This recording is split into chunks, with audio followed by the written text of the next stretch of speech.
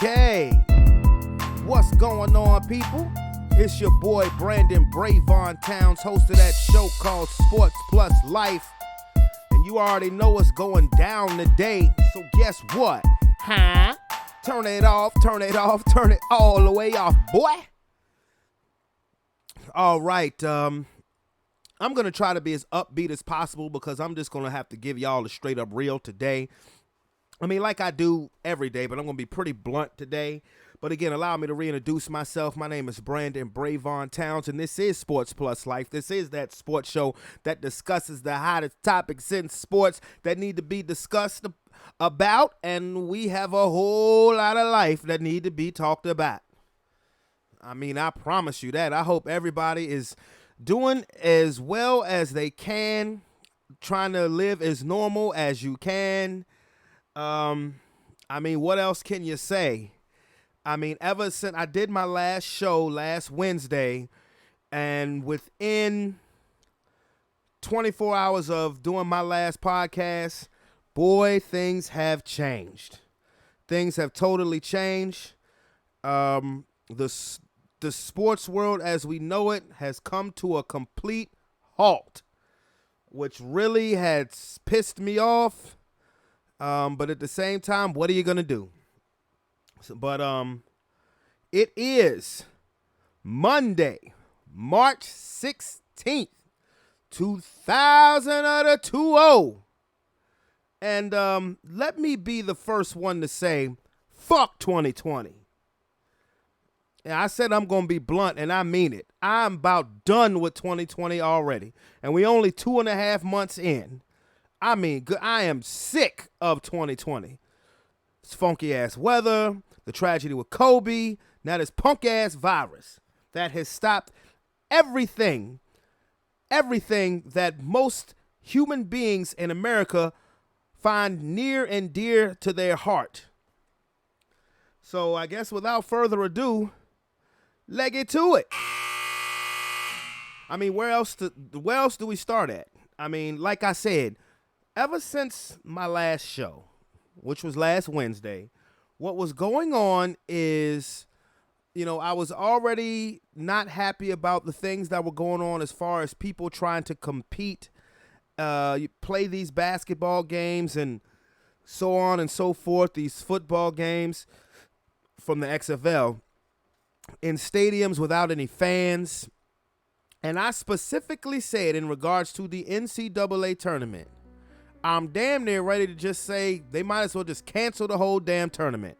Boy, I wish I had never said that out my mouth, because literally, the next day, the NCAA tournament was damn it canceled. God damn! But let me rewind a bit before I get in on the NCAA, because literally 10 minutes after my podcast posted on YouTube, the basketball game between the Oklahoma City Thunder and the Utah Jazz, it was about to start, but then everybody left the floor. I know everybody knows the story by now, but Utah Jazz center Rudy Gobert tested positive for the coronavirus. And right after that happened, I knew that was going to be a serious problem when it came to moving along forward with sports. Because now you had what everybody in charge of every major sports league, every minor sports league was happening, that an active player, an active athlete had tested positive for the coronavirus. And Rudy Gobert was quite careless, as he and let's be clear about something. Rudy Gobert was not the only person in this country to kind of have a blase attitude about the coronavirus. I mean, honestly, we honestly, a number of us, maybe even the majority of us in this country, just about 2 weeks ago, maybe 3 weeks ago, when it came to coronavirus, it was like, okay, that's, wow, they are really going through it over there in those other countries. Now on with my day. That's pretty much how I can guarantee you how most Americans, most average everyday Americans, would think. And there was the press conference, of course, with him touching all the microphones and stuff like that when people were addressing it. And literally like 2 days before he was diagnosed, and there was reports that the Utah Jazz player said that he was being real careless, touching everybody, not taking it seriously, taking it as a joke. So once Rudy Gobert got diagnosed, tested positive for the coronavirus, the news came out about that at 10:27 p.m. Eastern Standard Time. At 10:31 Eastern Standard Time, 4 minutes later, the NBA suspended the rest of the season. So they were not playing any games. And once the NBA suspended their season, God fucking damn it, I knew pretty much that everybody was going to follow suit. Literally less than 24 hours later, Major League Baseball suspended their spring training activities, and actually, as of today, has just announced that they are moving opening day, which was actually supposed to be in 2 weeks, but they're moving it to May at the earliest.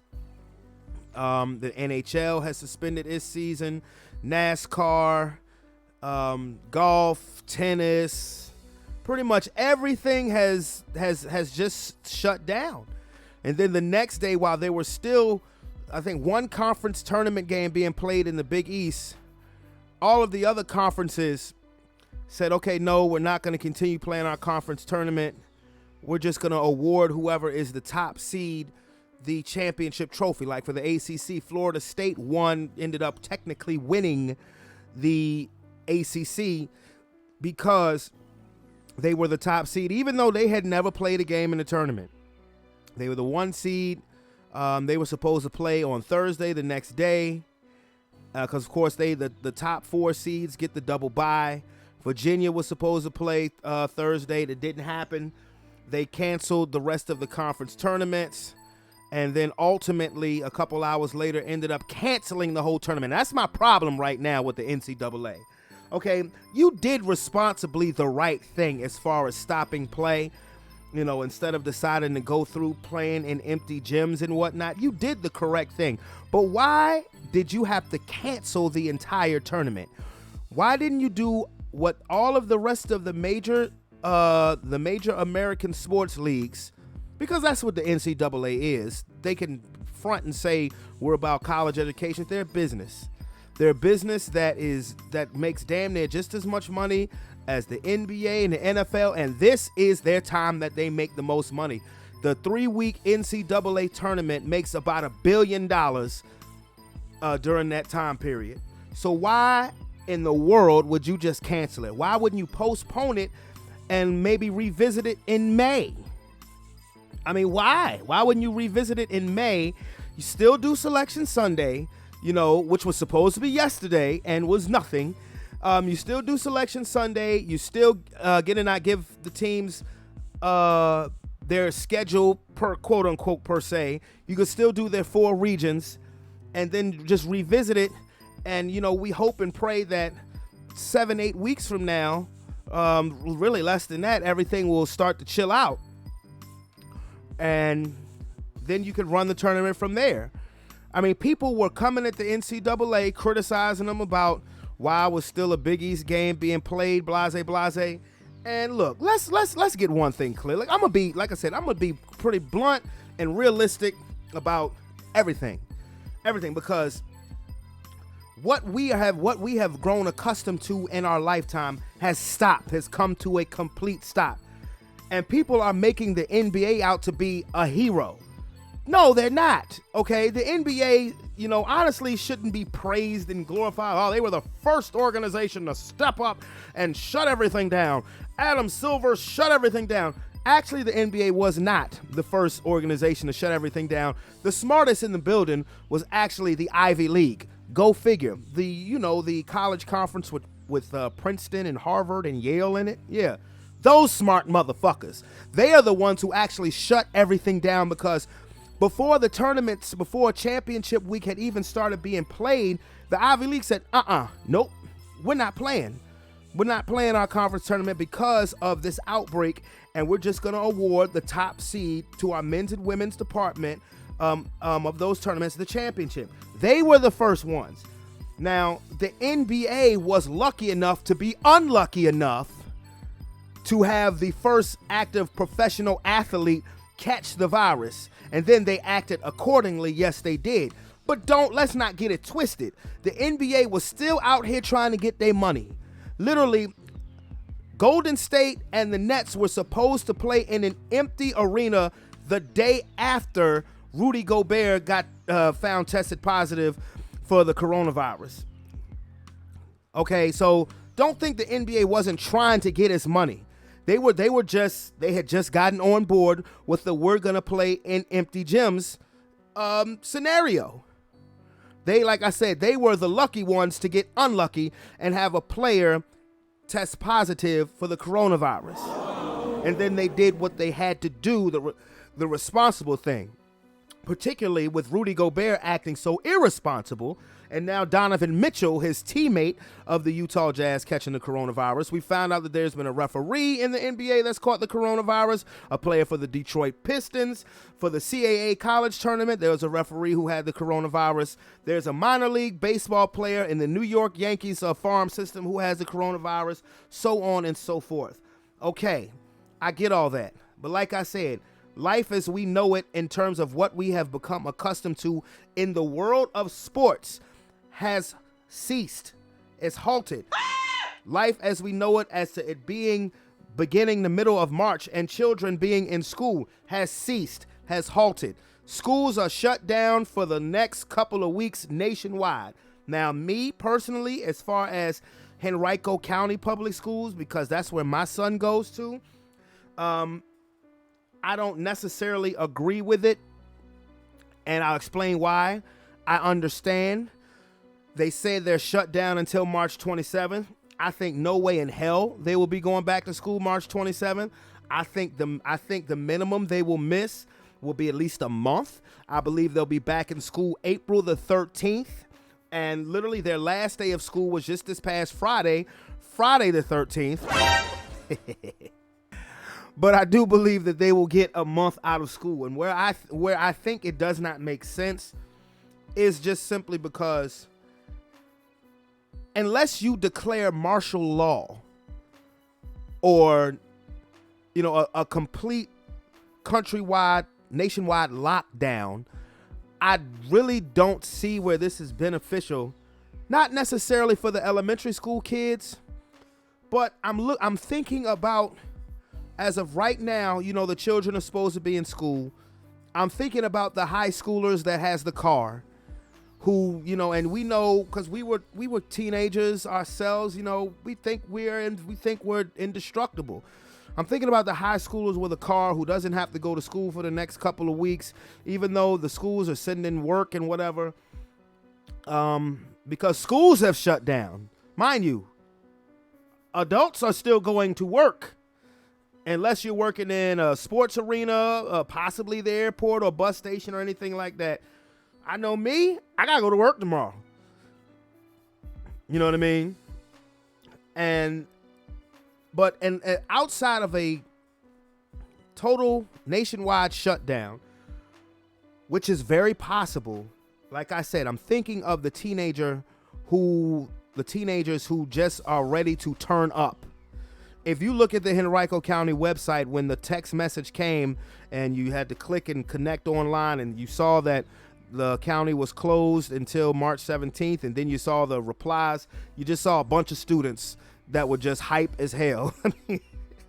I guess I would be the same way too if I was still in school. I mean, I know I would love to, you couldn't tell me nothing if we had a snow day. But the reason why I said the teenagers with the cars, because they can go out, try to party, contract the coronavirus, and then once you do finally go back to school, you're walking back in there with the coronavirus, and the time off was useless. Or I'm thinking about the middle schoolers who go in and out the house as they please, socializing and hanging out and playing with other kids, and you never know what, you just never know. You never know. And basically that could be defeating the whole purpose. You know, when I got off work the other day and I drove past Chamberlain Avenue and I looked at Pine Camp, people was playing basketball. You know, there was a gathering, social gathering in the parking lot on Brook Road where the Food Lion Shopping Center is at. There's something, I don't know what it is they do, but it's a group, a big group that gathers every Saturday. They did. So, I mean, I don't understand what you're going to gain out of keeping them out of school, and you're still running the risk because these kids still have the freedom to go out and do pretty much whatever the fuck they want to do. You know, particularly the middle school and the high school kids. You know, I'm just being real. I mean, this is the hardest thing, you know, and everybody in sports and everywhere is saying do this and do that and, you know, wash your hands and practice good hygiene, stuff that we should all do anyway. But the hardest part about this is you're trying to tell human beings to stop doing what comes natural to them, which means if your head itches, to scratch it. If the bridge of your nose itches, to scratch it. You know, people wipe their face and don't even realize they're doing it because it comes natural to them. And you're asking human beings, you know, you're asking human beings, particularly ones in their 20s, 30s, 40s, and beyond, to stop doing the things that they've been doing their whole life. And you think that that's going to be an easy learning curve. It's not. You know what I mean? So people need to, I mean, this is going to be more challenging than we realize, because what I've learned about the coronavirus is that if you're over the age of 60 is when it can really affect you. You know, it can really affect you, or if you have a weak immune system. Somebody my age, you know, my kids, of course, my kids' age, and, you know, so on and so forth. Of course, I don't want to contract it, you know, but there's a huge chance of, you know, full recovery. The more likely than not, you will have a full recovery. I mean, the way the coronavirus was first perceived to me was almost like, oh, if you get it, you gone. If you get it, you dead. And, you know, doing more research, that's not the case. You know, that's not the case. So I think people need to kind of be at ease about that. The fact that it's not an automatic death sentence. Nobody, you know, the professional athletes and the referees who have caught it, they're going to make a full recovery. You know, they're going to make a full recovery. But it's a bug that, like I said last show, I don't give a fuck what nobody say. This shit is man-made. This shit didn't just appear out of thin air.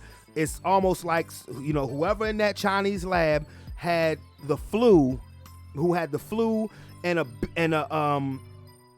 a test tube, basically injected steroids in the bitch, and now we got coronavirus. And I heard a report that said it escaped out of a lab. How the fuck does it escape out of a lab? Did it grow 2 legs and just walked out the bitch when nobody was looking? So please, I mean, honestly, spare me the nonsense. Spare me the nonsense. Like I said, the conspiracy theorist in me, this just doesn't make sense, okay?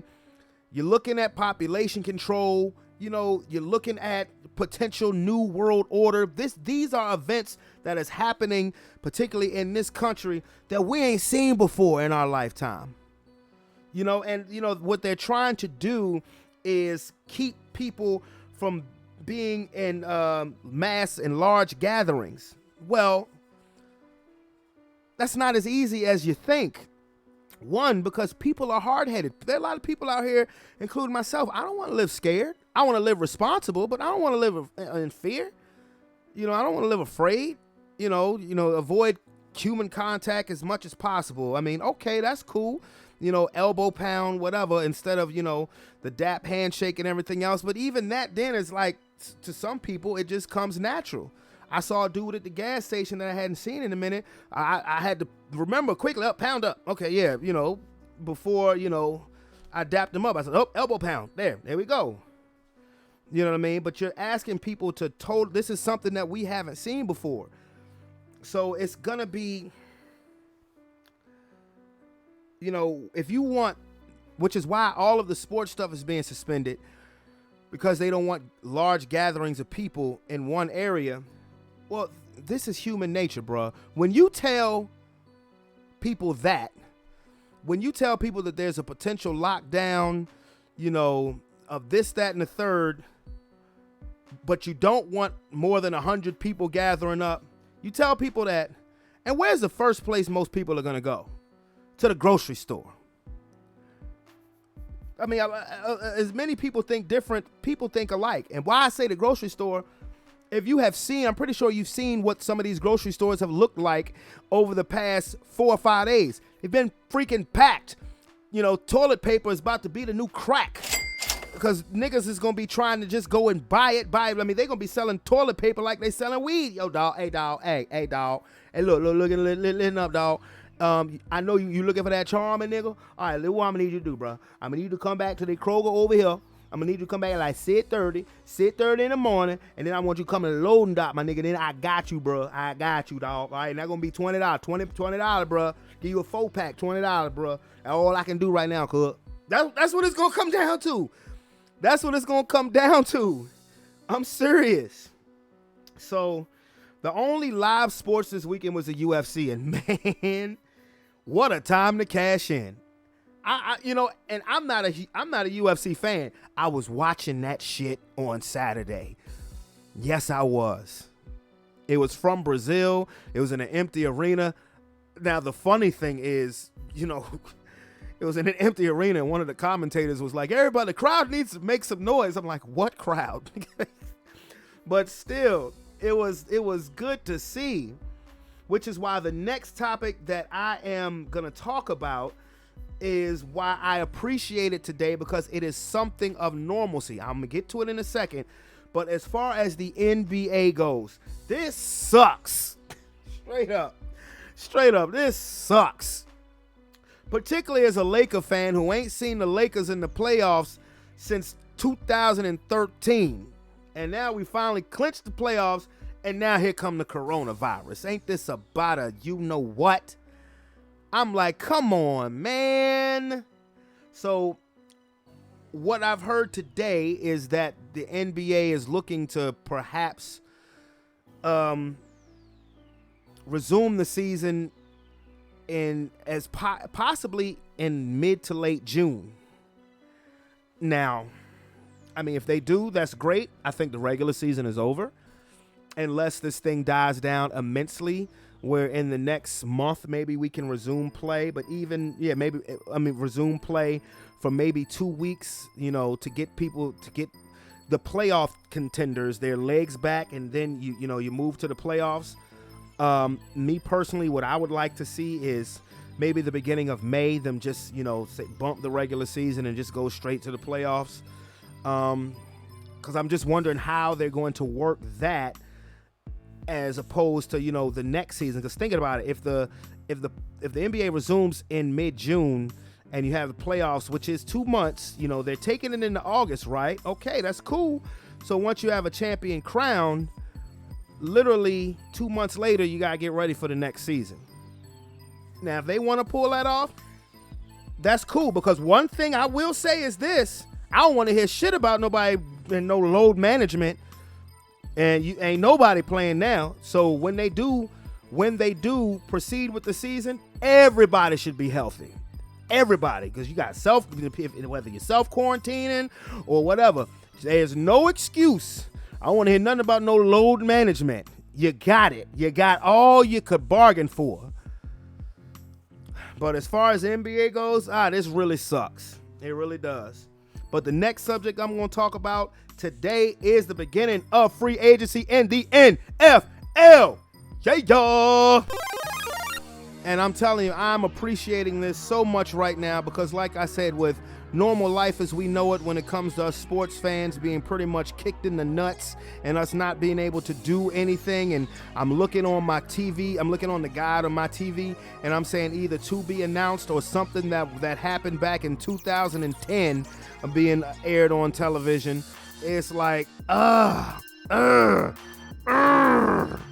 So to be honest with you, to be able to talk about,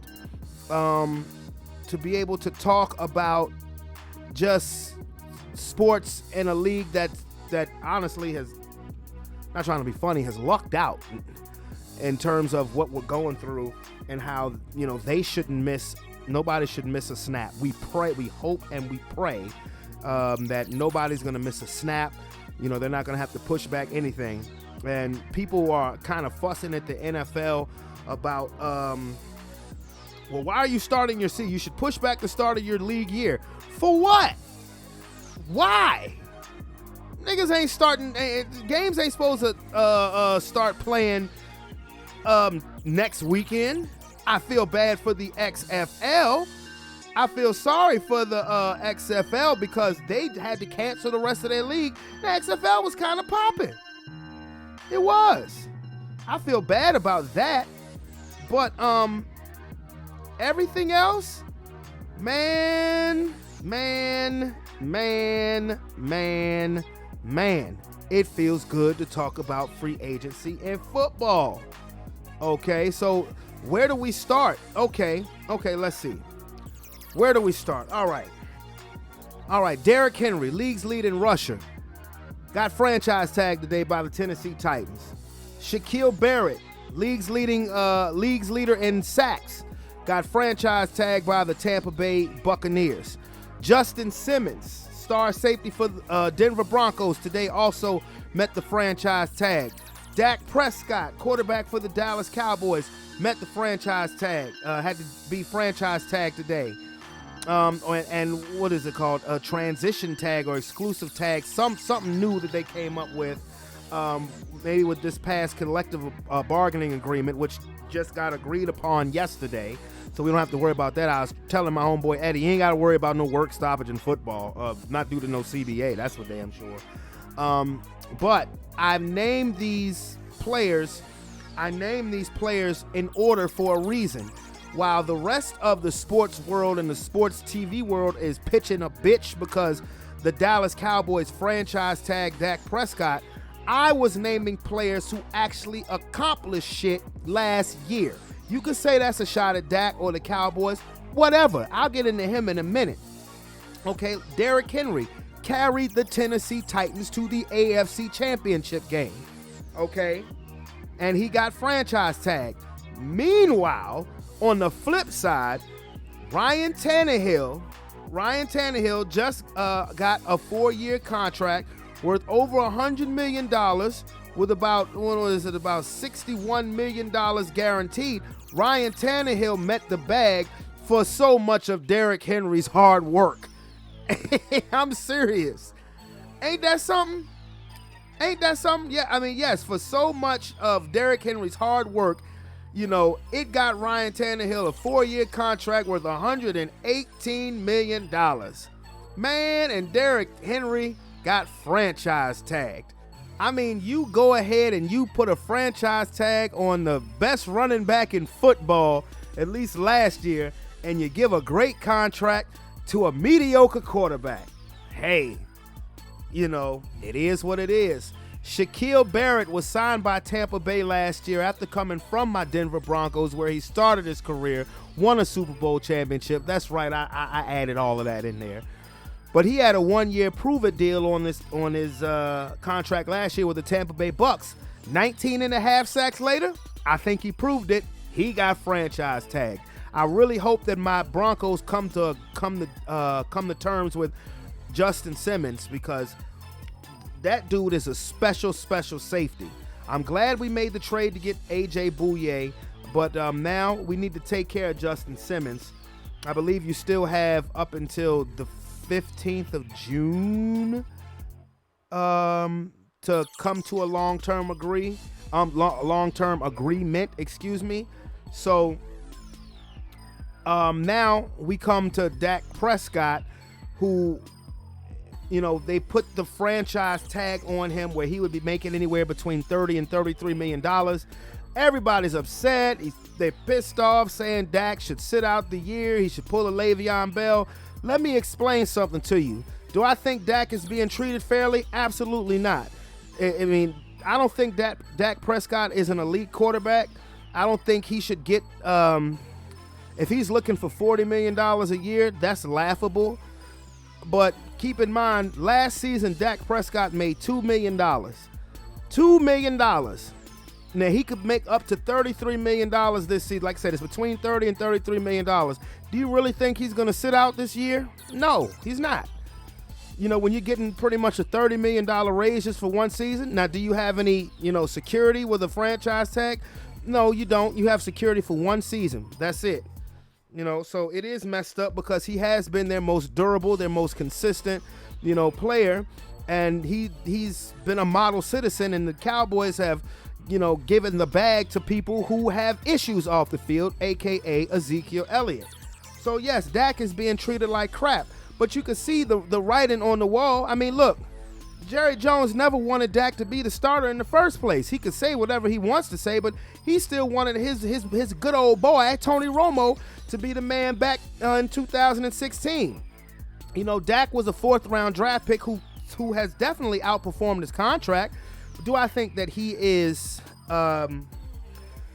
I think that he's an elite quarterback? No. Do I think that he's better than Carson Wentz or Jared Goff, who have gotten major league contracts? A lot of people believe that he is. I do not. I don't think that he's better than especially Carson Wentz, because if he was better than Carson Wentz, they're in the same division. The Eagles won the division. The Cowboys did not. What's the big reason why the Eagles won the division? Because Carson Wentz beat Dak Prescott.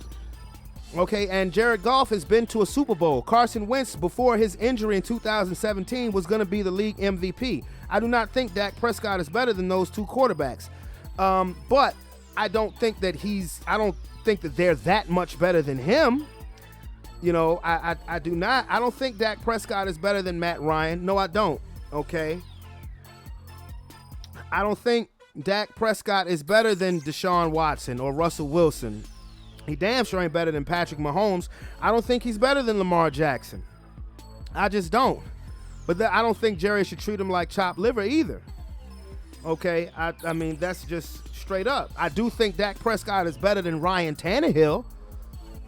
I believe that. I do think he's better than Derek Carr. A case could be made that he's better than Ben Roethlisberger. I'm just being real with you. So it is what it is. What Dak should do is take that 1-year franchise tag deal and do everything he can to get the hell out of Dodge, to get the hell out of Dallas. I'll take him in Denver. You think I wouldn't when I would? You're damn right I would. Now, as far as one of the huge moves of the day, the Houston Texans traded superstar wide receiver DeAndre Nuke Hopkins to the Arizona Cardinals for running back David Johnson, a 2020 second-round pick, a 2021 fourth-round pick. And the Cardinals, of course, they get Hopkins and a 2020 fourth-round pick. I was like, what? What? See, Bill O'Brien never ceases to amaze me with his level of things that just appear to just be absolutely dumb. Because I don't know, even for the short term, this could work for next season, but I don't understand how. I mean, I understand that this is a very wide receiver heavy draft class, but if you are looking for your number 1 and 2 receivers to be Will Fuller and Kenny Stills, you know what? That's not absolutely awful, but there's only one problem. Will Fuller cannot stay healthy to save his life. Will Fuller has track star speed, but he is never on the field when you need him. Kenny Stills showed flashes of potential Pro Bowl level receiver when he was with the Saints. But not really much so when he was with the Dolphins. I mean, he's okay. But now, if I'm an Arizona Cardinal fan, I'm absolutely ecstatic. You have a legit number 1 in his prime who is coming to be your wide receiver, even though Larry Fitzgerald is coming back for another year, and Larry Fitzgerald at this point in his career is still a very damn good number 2. I think he will be a great compliment to DeAndre Hopkins. And with the Houston Texans, you get back a running back in David Johnson, who honestly, he's 28 years old. I'm not sure. I'm not going to throw the age factor in there when it comes to David Johnson, but he hasn't had a good year since 2016. David Johnson has not had a good year since 2016, maybe 2017. He got a big contract, I want to say, after 2017 and has not lived up to it at all whatsoever. So I don't understand what the play is for the Houston Texans. I mean, last year you give up Jadeveon Clowney, your superstar. Then this year you give up DeAndre Hopkins. I mean, Bill O'Brien, if you're trying to prove you're the smartest man in the room, it might be for a special education class. I mean, I'm just saying. Now, in other news, the Cleveland Browns has signed tight end Austin Hooper to a 4-year, $44 million deal. He is now the highest paid tight end in football. That's a weapon. I mean, that's a good weapon. I'm surprised Atlanta didn't try harder to keep him. And also, what does that say for the future of David Njoku in Cleveland? But that's definitely a good weapon for Baker Mayfield to go along with Jarvis Landry and Odell Beckham. Eric Flowers, the offensive lineman, he signed a contract. Who the hell would sign him to a 3-year, $30 million deal? The Dolphins. Go figure. Okay. Eric Flowers has been a bust since he's been drafted. Now, when it comes to quarterbacks, I mean, I guess here's another thing why if you wanted to, for Cowboy fans to be angry and, be feeling some type of way that Dak Prescott got franchised, Kirk Cousins just got a contract extension, 2 years, $66 million. Man, I'm going to tell you something. Kirk Cousins, to be a slightly above average quarterback, has made out like a fat rat in the NFL. Yo, his agent, where is he? Damn it, I want to interview him. I want him to be my agent. I mean, I want you to think about this. And I know I've said this before, but you might not have remembered. Kirk Cousins, his last 2 years in Washington he was franchise tagged. Where in those 2 combined years, he made over $40 million. Close to $50 million. Then he signs with the Minnesota Vikings, a fully guaranteed contract, $84 million, fully guaranteed. Hadn't seen that before. So we're up in the ante to over 120, nearly 130. Now he gets a 2-year extension worth $66 million.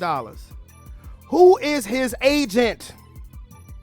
Kirk Cousins is a slightly above average quarterback who can put up numbers but not necessarily get you the results when it comes to wins and losses.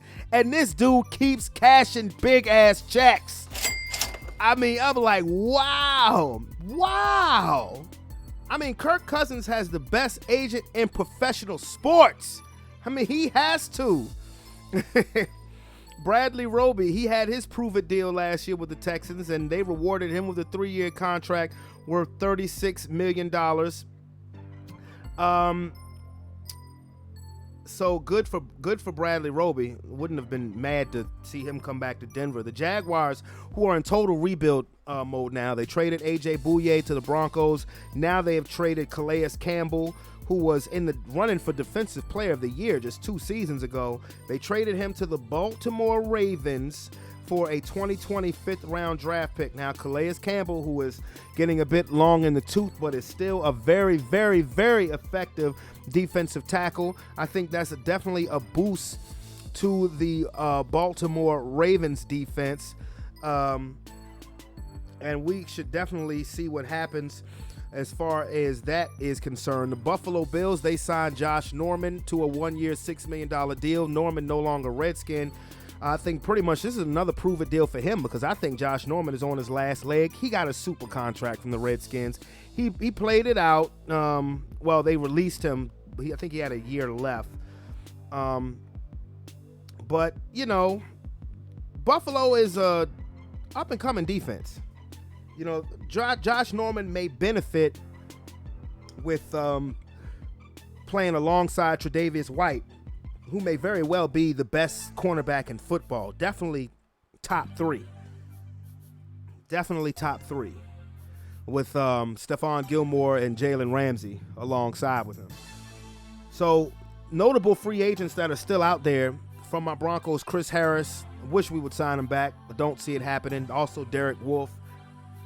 Byron Jones from the Dallas Cowboys. He's still out there. He's probably seen as the number one corner on the market. I'm iffy about that because he's not the fastest corner. I honestly think he may have reached his best as far as coverage goes, maybe in 2018. I think the defensive scheme has to be correct for him. Now, he could very well end up being like a Marcus Peters, except Marcus Peters can catch. Byron Jones has not had an interception in the last 2 years. Marcus Peters, maybe if he had started the season with the Ravens as opposed to the Rams, may have been in the running for Defensive Player of the Year because the Ravens scheme fits him perfect. Now, think about it. The Ravens defense is going to be dangerous next year. You know, you have Campbell now on that front line shoring up that run defense, and you got Peters, who's Ed Reed at a cornerback position, and then you have the closest thing to Ed Reed back there in Earl Thomas.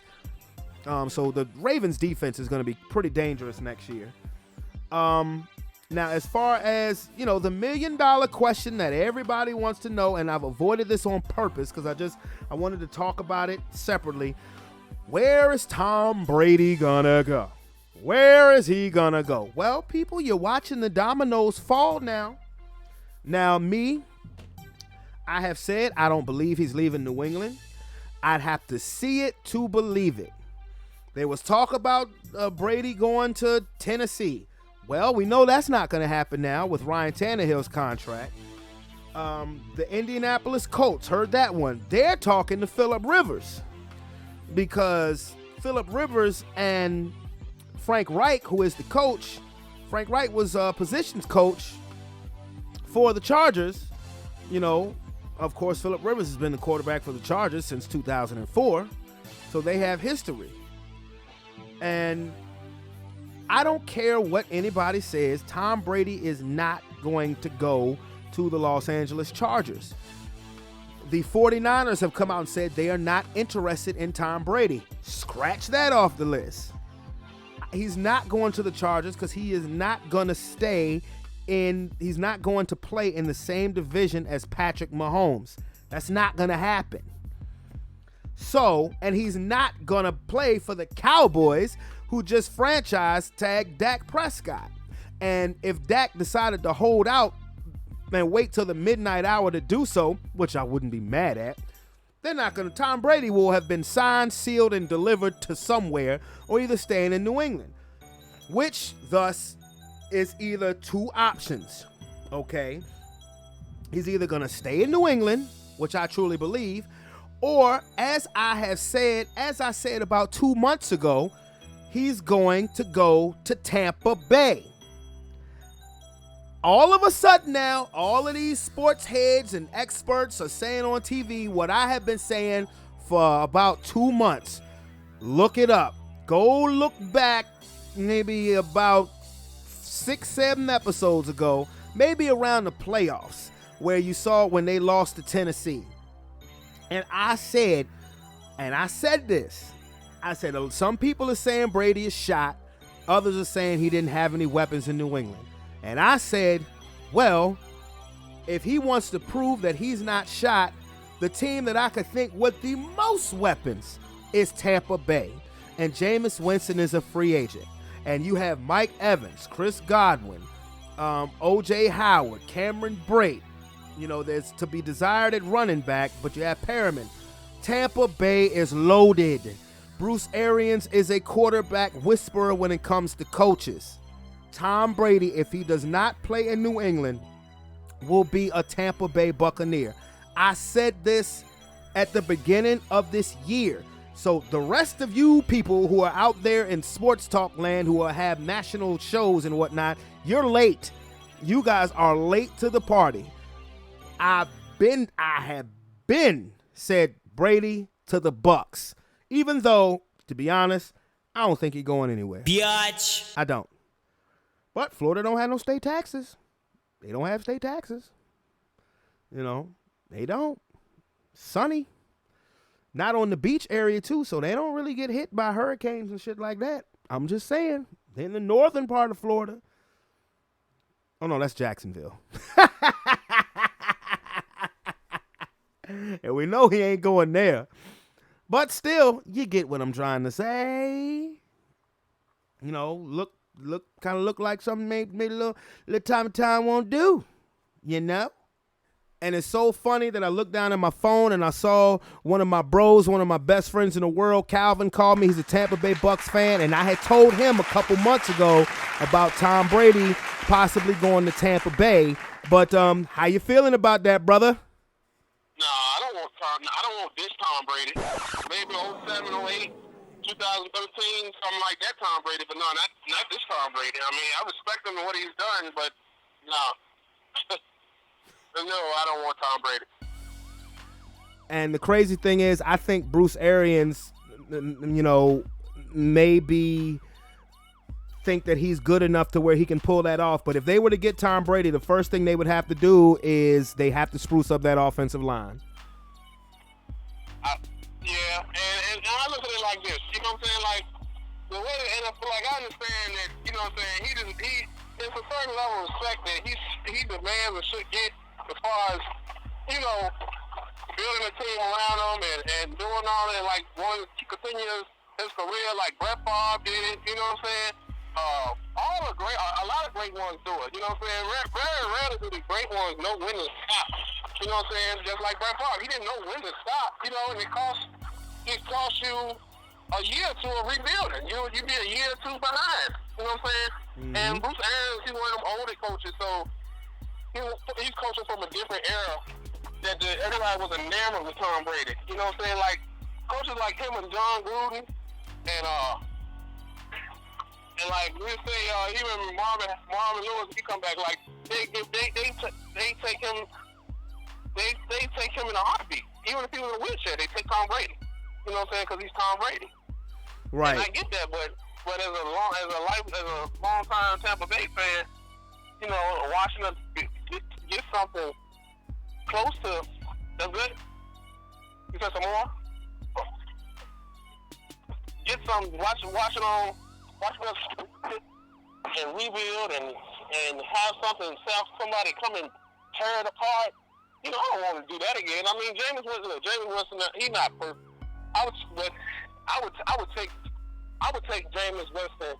I'd take 2019 Jameis Winston over 2019 Tom Brady. Tom Brady not gonna get no better. Well, that's true. You know what I'm saying? That's true. He's Wow. not gonna get no better. You know what I'm saying? The only person, I mean, who has the most upside, Jameis Winston or Tom Brady right now? Well, right now because of their birth certificate. Yeah, like if you would ask, I mean, he's Tom Brady always was the better quarterback, but now he's not, you know. Yeah. And like, what other pieces do we have on here? We got the wide receiver core, but we got wide receiver. Y'all have the best wide receiving core, and you have two studs at tight end. So the weapons are there. I think y'all could use a better running back because I don't think Barber is the answer at running back. But no, the weapons are there. Atlanta just released Freeman, so they probably bite on that. But I could see that. I could see that because he's a versatile running back. I could see that. I mean, it's like this is, you know what I'm saying? It's like this. I've been waiting for we had a couple of chances to be successful, and we always find ourselves fucking ourselves up. Can I say fuck on here? Yes, you can. Say whatever you want.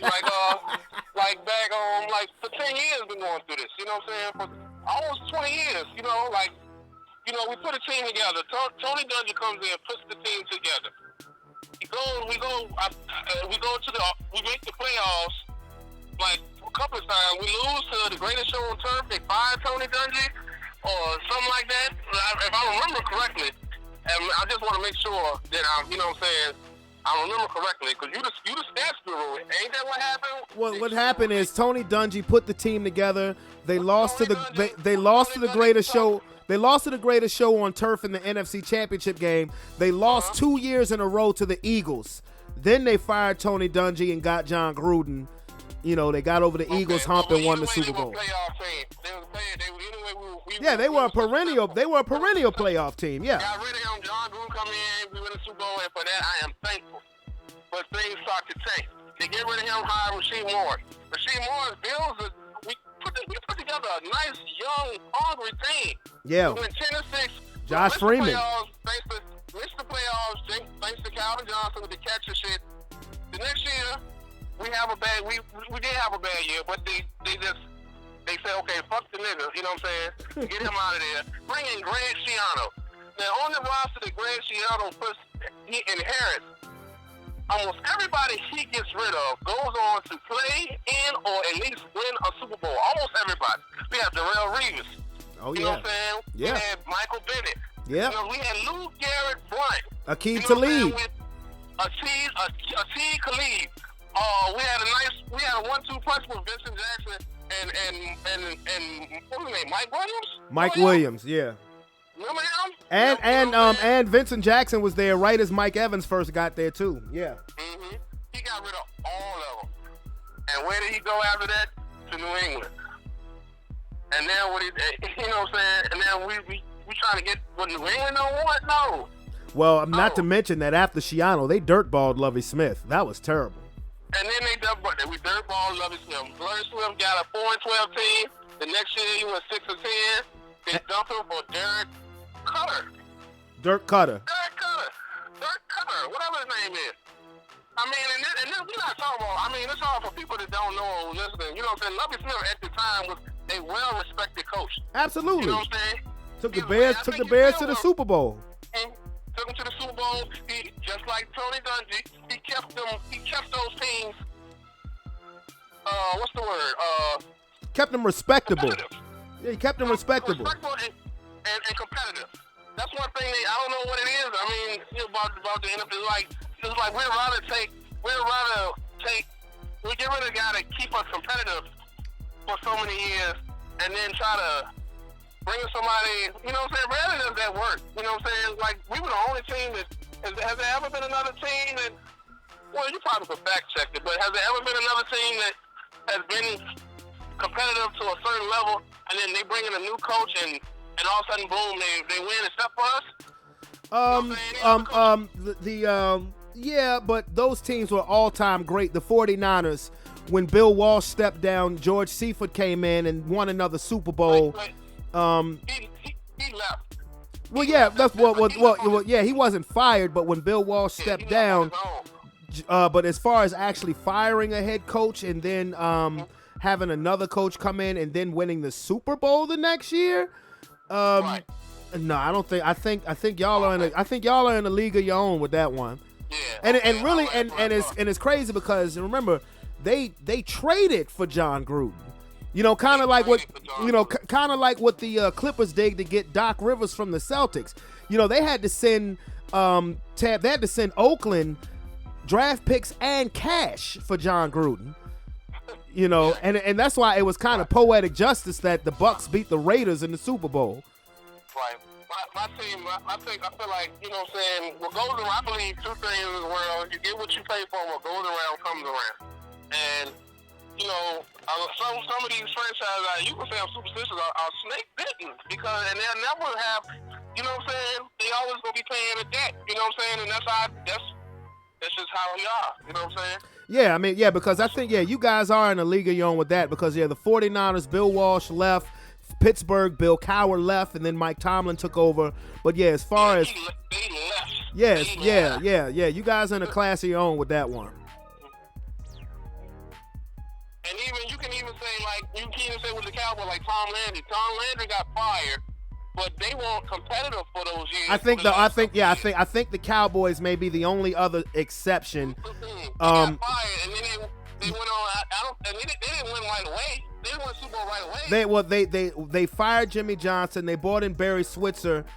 His first year, they lost in the NFC Championship game to the 49ers. Jimmy Johnson left. He agreed to leave. Well, that you might have you know how they say when you decide to mutually part ways, he was going to get fired because that was about a power struggle. But Barry Switzer won the Super Bowl his second season, not directly his first season. Yeah, because the 49ers snuck in there. The 49ers won that Super Bowl that year. Yes. The 49ers got it. Yes. You know what I'm saying? I was watching something on TV. I know when y'all see, I be watching YouTube and shit. I I forgot we was on the podcast. No, you all right? YouTube and shit, and I be watching a lot of old basketball and shit, and I remember they always talk about LeBron and Michael Jordan, They talk about Jordan never lost the finals. Well, I didn't know that when he came back mid-season that the Magic knocked him out. Yeah, but that wasn't in the finals. You know, they knocked him out in the second round. Right. He never lost the finals. No, he never lost the finals. He been to 6 finals, and LeBron's been to what? 9. 9, okay. But what you have to he look, only but won see, 3. but right, because but what you have to look at is that He's 3 for 9 in the finals. he's 3 and 6. He's won 3. He's lost 6. Yeah. So and plus what you have to look at is also the longevity. Think about it. LeBron, the last year LeBron went to the finals, he was in his 15th season. That was his 9th time going. But on the contrary, you look at Michael Jordan, who played 14 years in the league. Granted, he went to 6 finals, never lost. But then you look at Magic Johnson, who played 12 and a half years, who went to 9 finals as well, but won 5 of them. You understand what I'm saying? So that's why when people put LeBron on this pedestal, I'm like, well, you know, there actually were players out there who have a better winning percentage, like Kobe. Right, Kobe went to 7 finals and won 5 of them. So Right, and they talk about what's his name? The big guy, the big dude. Bill Russell. He got like what, 23 of them? And he got 11. But see, the difference is it was only like 8 teams back then in the NBA. Like the NBA back then was the equivalent of the XFL. I'm not taking anything away. I'm not taking nothing from him. But in the modern day era of basketball, the most rings are Michael Jordan and Kareem Abdul-Jabbar. Because Kareem won 6. Right, and see, they don't say, and, you know, when you say greatest of all time, they don't. So basically, I think, you know, in the finals, you gotta kind of take that with a grain of salt, like you do the Super Bowl. Well, you know do. what I'm saying? Like who's the better quarterback, Trent Dilfer or Dan Marino? I get what you're saying. You know what I'm saying? Well, I get what you're saying. Yeah. But, I mean, if you're going to talk about who I think is the greatest basketball player of all time, I really thought about it, and I think it's Kareem Abdul-Jabbar. Because you have to look at, I'm talking about the greatest basketball career. I'm not saying NBA, even though he's the all-time leader in scoring in the history of the NBA. But I'm talking about high school, won state high school championships, won four NCAA championships. But I mean, you wouldn't. So let me ask you this, because I call you a historian, so but I be how I be looking at it. It's like, okay, Jordan came in. Let me ask you. I'm gonna give you my theory. You tell me if I'm right. Like Jordan, you know, he came in like 85 or whatever, and like throughout the 80s, it seemed like throughout the 80s or whatever, and the early 90s, he was more prone to going to the hole. It seemed like when he came back. Like the year before he left, and the year he came back is when he really started to use his jumper like a lot. So is it that he couldn't drive, or he just wouldn't anymore and found out that he felt that he can, instead of going to the hole all them years and getting beat the fuck up, I can just shoot over. Well, you just said it. You just said, it's not that he couldn't. It's this, one thing that Jordan had to learn from, and not mind you, this is a whole different NBA than the soft pillow shit that we got today. I mean, the Detroit Pistons ate Jordan up. You have to understand, the Bad Boys Pistons were the equivalency of a football team, and it was simple. When Jordan goes to the hole, fuck him up. It's really that simple. So while he gained strength and muscle, once he passed the Pistons, outside of the Lakers being hurt that first championship season, Jordan was fucking unstoppable.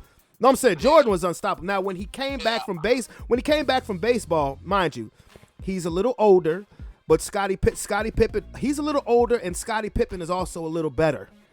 You know what I'm saying? So he doesn't have to be the high-flying act, which he was perfect. Remember, when he came back from baseball is when he put his nuts in Mutombo's mouth and wagged the finger at him and everything else. You know what I'm saying? That is true. So it's not that he wouldn't. It's kind of like Kobe. It's almost poetic. Like, if you watch the shit I watch, like, he came in, you know what I'm saying? Like, he had a night, he came in with this. I feel like the Rufus cutthroat dude, now. Oh, at the end, it was an evolution to that because they beat him down so much, and you know what I'm saying? Jordan, it seems like he wants people naturally. Like, when you try to doubt him, tell him, you know what I'm saying, whatever, he lash out. Like, so when he came in the league and he wanted to be a part of, he thought they was gonna be all chippy with him. You know what I'm saying? And they were jealous because he got that shit. The shit they worked so hard for, he got that shit out the gate. You know what I mean? He didn't ask for it. You know what I'm saying? But he got all that shit. Everything they you know what I'm saying? Because he was the first. He was, you know what I'm talking about, as far as endorsements and all that. Oh, like, yeah. Money, you know what I'm saying? He got that shit out of the gate. You know what I'm saying? Like, when he first touched down, it seemed like, and I wonder if you can research this shit or go back. I seem like the world, like, all the stars aligned. Like, Nike was probably, hey, we need to find somebody. We looking for a face. You know what I'm saying? We looking for a face. And boom, lo and behold, here come.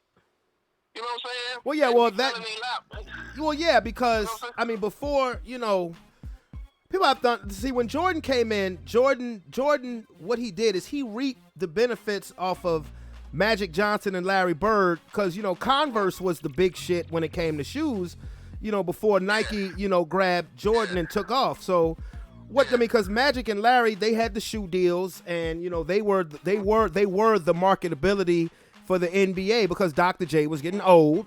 Dr. J was getting old. The ABA was officially done, and now it's all about the NBA. So when Nike grabbed Jordan, they took it to another level. Jordan took it to another level when it came to marketability. And you know what I think probably helped too? I might be wrong. TV. You know what I'm saying? That's around when cable started. You know what I'm saying? ESPN was starting, and technology was a lot better because when you watching Bill Russell and Magic Johnson and Larry Bird, even now you trying to find footage. A lot of that shit is grainy. You know what I'm saying? Well, see, a lot of that credit has to be given to David Stern because the way he marketed the NBA. Because, mind you, yes, when cable TV came along, yeah, and you would see Magic and Bird. There was no bigger rivalry, than the Celtics and the Lakers. But let me give you an idea of how great David Stern marketed the NBA. When the Bulls and the Lakers played in 1991, I'm serious. The two biggest sports stars in the world are going up against each other. Magic Johnson versus Michael Jordan, and game 1 of the NBA Finals was on tape delay. So I want you to think about that. Game one of the NBA Finals between the two biggest stars in the world was not seen until 3 o'clock in the morning because it was on tape delay. And that's when David Stern said, enough is enough. Well, I give you one better. You know what I'm saying? Back to what I said as far as TV. You know what I'm saying? Back in the 70s and 80s, you would see them when they played. If you got the game and you could see highlights, what's up, man? You see highlights on the evening news. Now, when you have cable networks, you can watch Michael Jordan day and night. You see what I'm saying? Yeah, well, that's just the evolution of technology. That's the evolution of basketball. That's the evolution of marketing. It was a perfect storm. The hard part was they got over the hard part. A world-class athlete. You know what I'm saying? You know what I'm saying? Yeah. That was the hardest part. The rest of it was like taking candy from David. You know what I'm saying? And so, you know what I'm saying? Going back to what he's saying, that perfect storm, he was boom. He was in there. He was making money hand over fist. More than they was. He probably made more. He probably made more than they made. He probably made more. I'm not talking about like NBA, like made more in 3 years than most of them had almost all together. You know well, I think what truly made the NBA truly global and must-see TV around the world was the Dream Team. You know, the Dream Team, because that's the greatest that's the greatest sports team ever assembled. Ever. Excuse me. Nobody will ever, I don't give a fuck what any other U.S. basketball team says the greatest team ever assembled was the Dream Team, because you had 3 global iconic players that was already popular in China, but then you took it to Africa, you took it to Italy, you took it to Europe. You had Magic, Michael, and Larry, who were already global stars, but then you throw Charles Barkley and David Robinson and Patrick Ewing and Clyde Drexler, they're respected, but you saw the way that they just ransacked, beat the shit out of the world. And then now what we have almost 30 years later is basketball on another level when it comes to marketing and, marketability. Because to me, honestly, basketball in the 80s and 90s is so much better then than it is now, simply because of the physicality. But if these players, if the players when we was kids, if they were marketed the way that they are now, oh my goodness. Well, they didn't have. You're right. It's all about accessibility. Like, can I get to it? You know what I'm saying? Like I said, like cable made a lot of stuff. TV made a lot of stuff accessible, a lot more accessible. You know what I'm saying? Right. So you can watch them more. You know what I'm saying? Right. And I'm not taking away. I'm not taking away from Magic Johnson, but you know what I'm saying? When I say Jordan's a lucky motherfucker, Jordan's a lucky motherfucker. Like, you know what I'm saying? Like, I mean, he did the hard part. He got the hard part out the way. He had something special. He did. Now, imagine if Jordan had, because if he had the skills he had now and the temperament of Stephen O'Neal, you know what I'm saying? What were we talking about the dude? You know what I'm saying? What was the dude, Steve? What was the dude's name from the Indiana Pacers that went in the crowd with Artest? Steven Jackson. No, not Steven Jackson. Oh, Jermaine O'Neal. Yeah, Steven Jackson and Jermaine O'Neal and Steven Jackson. Yeah. Yeah, I give you one. You know what I'm saying? Like it just fit. That's all. And you know what I'm saying? When they say a lot of people were unlucky, they were unlucky. They had the misfortune of playing with Jordan, playing in the era of Jordan. That's true. Well, yeah, but also, there were a couple of teams out there who the Bulls got lucky enough to not run into during their championship run, because they would have lost. I was talking about this 2 nights ago. If the Bulls had ever ran into the Rockets would have beat them.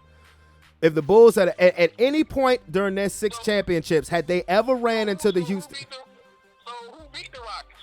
Well, remember, I mean, some basketball matchups are like fights. Styles make fights. I mean, remember when Jordan retired and went to baseball, the Rockets are the ones who won the championship. They won the 2 championships, and then who would knock them off? Because remember, you said you didn't know that the Magic had knocked off the Bulls when Jordan came back. Well, who beat the Magic in the finals? It was the Rockets. So then. And then the other years, they just got knocked off, like bad matchups. Like if the Bulls had ever met any Rockets team, or in 1997 had they met up with the New York Knicks in the finals, who got put out the round before by the Miami Heat, the Knicks would have beat the Bulls that year. They were a bad matchup for the Bulls. The Rockets were a bad matchup. The Bulls were lucky enough to avoid all that. That happens sometimes in a championship run. During the Lakers' 5 championships, there was always a team that I never wanted to see the Lakers run into, and that was the Dallas Mavericks. I never wanted to see the Lakers run into the Mavericks. We didn't throughout our first 5 championships, and then when we were going for the second three-peat, trying to get Kobe at 6, we run into the Mavericks, and we get swept. Some teams are just, some teams are just a bad matchup for you. Sometimes you can avoid them. Sometimes you can't. It's the same thing goes for football. I honestly, like, the Tennessee Titans were a bad matchup for the Baltimore Ravens. They would have much rather seen the Houston Texans come in, or the Kansas City Chiefs come in. They match up better. And where the fuck did they trade DeAndre Hopkins?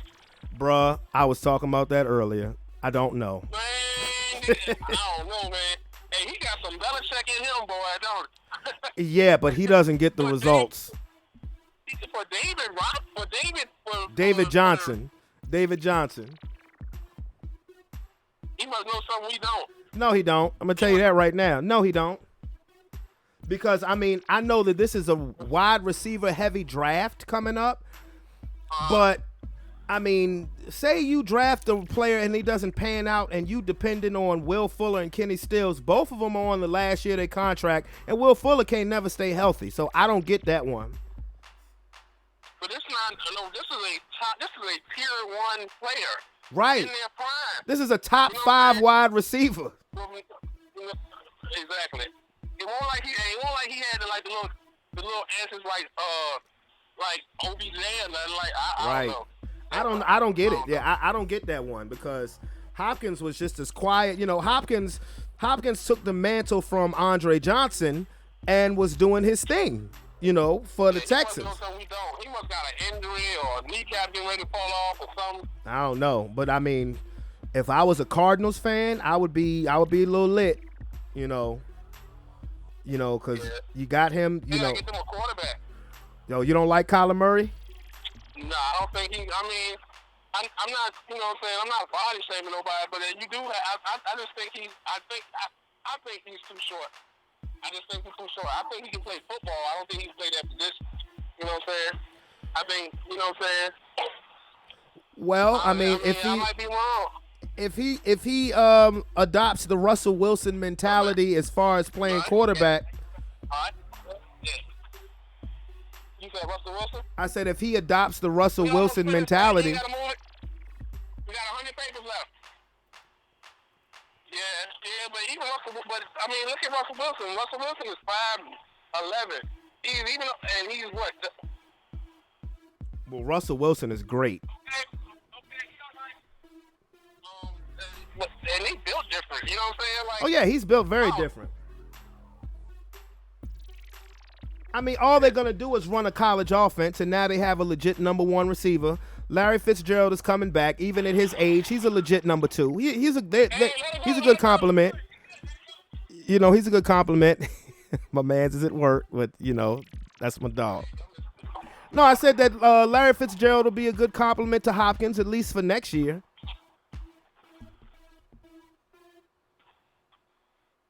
But bro, if you're busy, you know, we can definitely chop it up.